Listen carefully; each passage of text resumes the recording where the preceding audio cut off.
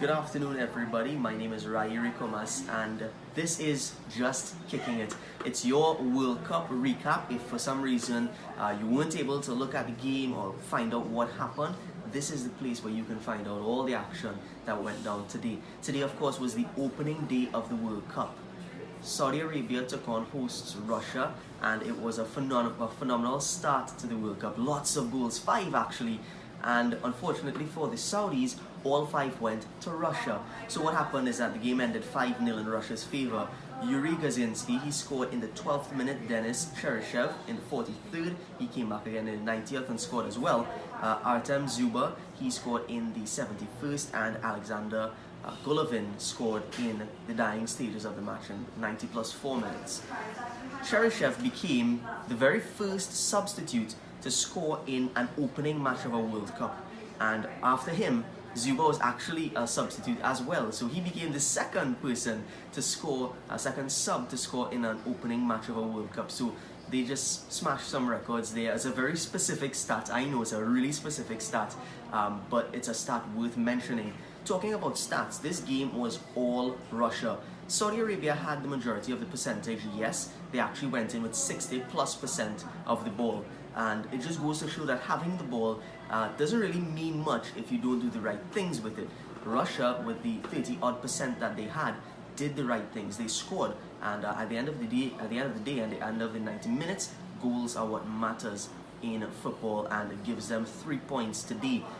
Russia had 14 shots on goal, and 7 of those were on target, so that's a 50% shot accuracy there, but 38% possession. Saudi, on the other hand, Saudi Arabia had 6 shots on goal. However, none of them were on target. So 6 shots overall, but all of them went wide or over the bar. So they had nothing on target. The Russian goalkeeper having very little to do today, and I'm sure he'll be happy. Just to mention, as you speak about the Russians, Vladimir Putin, he was actually in the arena. So Russia definitely had to do good, because I'm not sure they would want to make Vladimir Putin an angry man or an upset man as he was making his way home. He'll be very happy with a 5-0 scoreline. That's what happened today. Now tomorrow, matches continue, of course. The World Cup continues every day, and you can catch us here every day as well, as we bring you recaps of what happened, as well as we will bring in some of the staff members. They'll give their views and opinions as well. Tomorrow we'll have 3 games on. So it's Egypt versus Uruguay, Morocco versus Iran, and the big one, Portugal versus Spain. Sort of like a rivalry if you want to see, countries that are very right next to each other, as a matter of fact.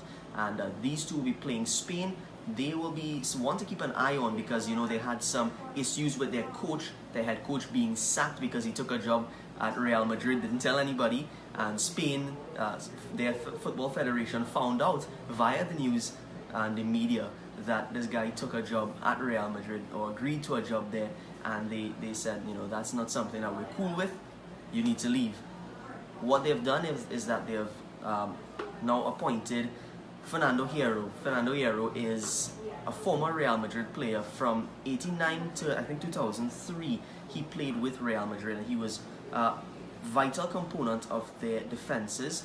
And I'm not too sure, but I think I might be wrong. I think he captained Real as well at one point. So he now has a very big task at hand to take Spain through the World Cup.